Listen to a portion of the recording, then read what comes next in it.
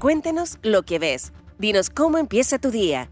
Mira lo que pasa en la ciudad. Manda mensajes de texto o voz al WhatsApp Buena Costumbre. Más 569-6489-6709. Estamos en línea contigo. Ya estamos con nuestro entrevistado. Él es Jorge Sanz, que es académico de la Facultad de Gobierno de la Universidad del Desarrollo, con doctorado, magíster también en Ciencias Militares, mención en Planificación y Gestión Estratégica, Academia de Guerra del Ejército, o sea, todos los antecedentes académicos y curriculares disponibles de nuestro profesional Jorge Sanz para poder analizar las elecciones de Brasil. ¿Cómo está? Muy bien, María José, ¿cómo está usted? Bien, todo muy bien aquí en Buena Costumbre. Sí, bueno, mi compañero el día de hoy, al cual estás así habitualmente, veo. pero no importa, le ponemos ganas también. Está un poquito enfermito, pero está bien. Debe estar viendo el programa. Qué bueno. Saludar a Álvaro. Jorge Sanz, ¿cómo partimos en este análisis de las elecciones de Brasil?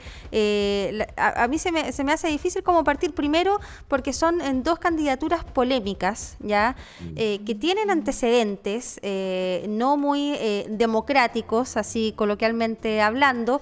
Entonces, partimos con unas elecciones muy agresivas. Cuéntanos cómo fue ese proceso y también cuál fue el resultado, que finalmente fue estrecho, lo que ha desembocado, ahora sabemos, en el no reconocimiento tácito de Jair Bolsonaro de su derrota y también de manifestaciones en el país. Sí. Bueno, vámonos a la campaña. En Ya. Latinoamérica se está caracterizando, o se ha caracterizado durante este último tiempo de extremar las posiciones en todos los países.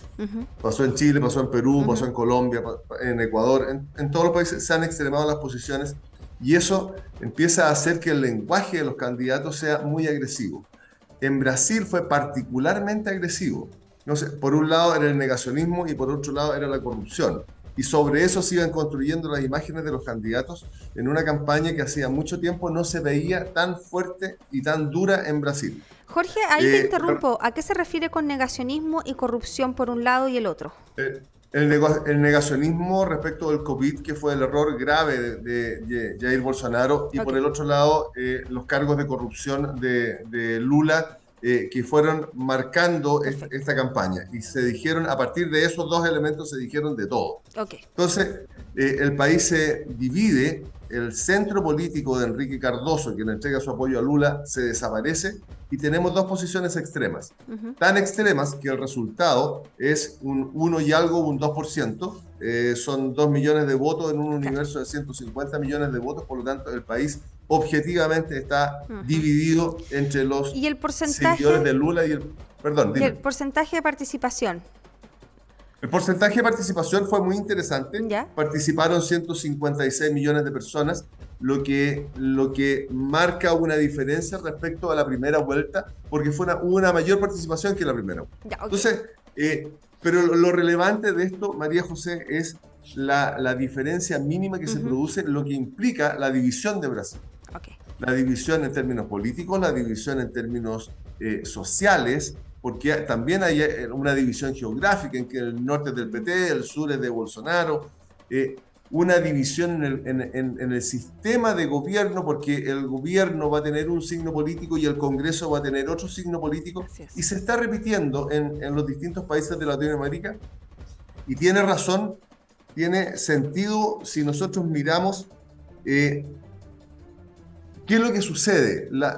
Este extremo de las posiciones políticas obliga a generar una atomización de los intereses de distintos grupos sociales, ni siquiera de partidos, de distintos grupos, y se van instalando debajo de las banderas de los candidatos que van liderando las posiciones. Por lo tanto, cuando llegan al gobierno, lo que se genera es una falta de gobernabilidad, porque estos grupos que se instalan bajo el paraguas de los candidatos empiezan a pasar las cuentas y empiezan a cobrar, ¿no es cierto?, los apoyos que tuvieron. Y se ha dado en todos los países de Latinoamérica. Y eso se ve reflejado en las caídas que tienen los índices de popularidad o de aprobación de cada uno de los candidatos pasados presidentes hoy electos, día. Le pasó aquí, pasó en Argentina, le pasó a Castillo, le pasó a Petro, y con toda seguridad le va a pasar a Lula. Claro. porque se empieza a dar un fenómeno que es muy curioso en que yo no voto a favor de un candidato, sino que voto en contra del otro. Claro. Y empezamos a votar por lo que, comillas, se llama el mal menor. Ujú. Y eso es un impacto grave a la democracia. Eso sí que afecta a la democracia, más que Bolsonaro no haya reconocido el triunfo de Lula, más que las groserías de las campañas. Esta falta, este extremar y este votar en contra y no a favor es lo que empieza a impactar en los sistemas democráticos de los estados en Latinoamérica. Claro, y finalmente esos intereses atomizados, ¿verdad? Empiezan pierden con mucha facilidad la credibilidad en el gobierno por el cual votaron, ¿verdad? Porque Sí. es un voto muy condicionado a las demandas y con poca paciencia, además. Además, Claro, ¿qué pasa con los camioneros? Las carreteras se han bloqueado, prácticamente el número son 270 bloqueos. No se ve bueno el panorama. ¿Esto podría decantar en los próximos días? ¿Es parte como del impacto inicial o básicamente la gobernabilidad de Brasil está más o menos sepultada?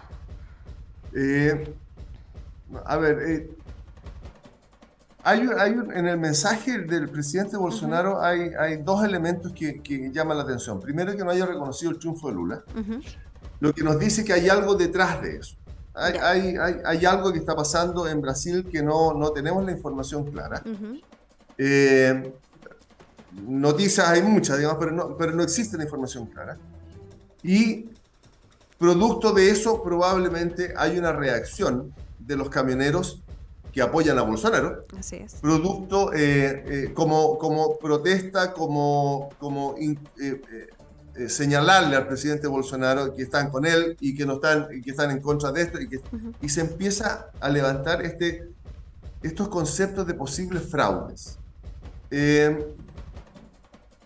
Tenemos que esperar, los camioneros están en su protesta, el presidente Bolsonaro dijo que él no se había salido un centímetro de la Constitución y empieza a reclamar contra los camioneros que normalicen la situación con una frase que no contribuye mucho, pero es parte de sus características, cuando dice nosotros no apliquemos los métodos que ocupan los otros.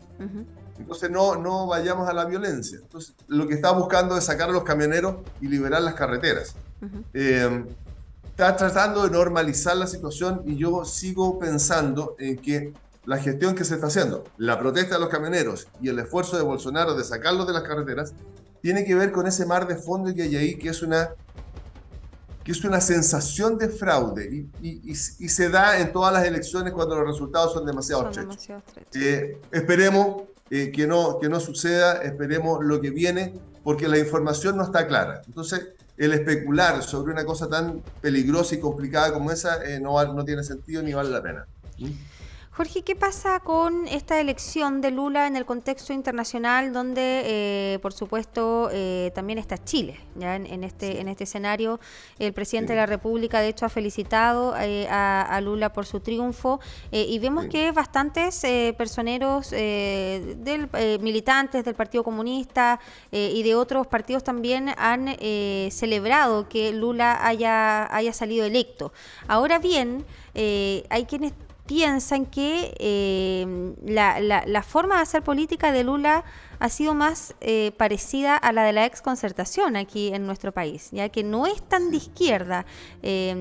Ahí, ¿cómo ves tú como debate interno y cómo se posiciona también el escenario en Latinoamérica con bastantes presidentes de izquierda? Sí, el péndulo se movió muy rápidamente desde un Latinoamérica teñida de azul a una Latinoamérica teñida de rojo, con algunas excepciones, por supuesto. Y tiene que ver con el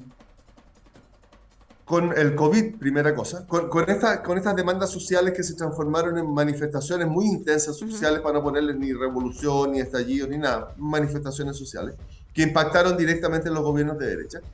Y sobre eso viene el COVID. Por lo tanto, siempre se apostó al mal manejo del COVID, aunque eso ha sido bueno, pero era parte del relato de la oposición a los gobiernos que habían en Argentina, en Perú, en toda Latinoamérica.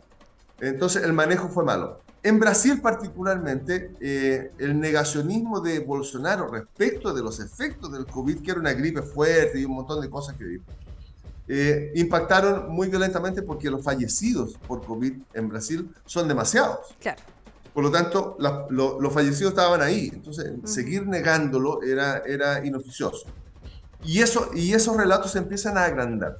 Ahora, Lula tiene la dificultad en el asumir este nuevo gobierno, que cuando asumió antes estaban los beneficios de los sobreprecios de los recursos naturales, de los commodities, tenía una situación económica bastante más holgada de que la que tiene hoy día, no habían tantas demandas sociales como las que le están exigiendo hoy día, las promesas que hizo antes eran más la esperanza de un gobierno de las características de Lula que lo que le están exigiendo ahora.